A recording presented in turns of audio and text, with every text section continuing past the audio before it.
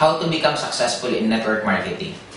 Actually guys, if you're going to analyze lahat ng naging successful na tao in any profession, isa lang ang pinakaginawa nila.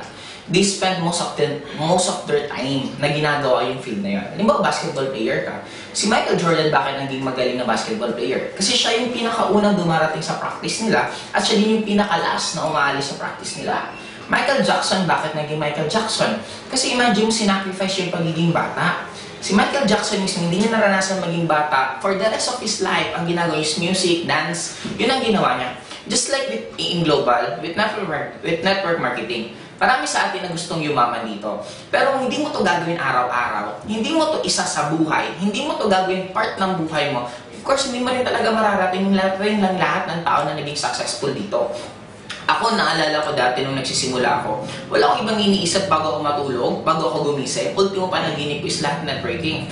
Ang ginagawa ko walang iba kundi networking araw-araw. Nagbabasa ako tungkol sa networking, nanonood ako ng mga movies yung nakaka-relate sa networking, lahat tungkol sa networking.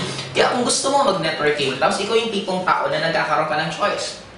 Networking, gimmick, tapos pa-priority mo gimmick. Networking, tapos family gatherings, tapos sasabihin mo, hindi, upline, gusto ko naman maging successful, guys. You need to give up something para may makuha kang bago. Now, kung gusto mo sa networking ka maging successful, dapat talaga sa umpisa, marami ka dapat i-give up.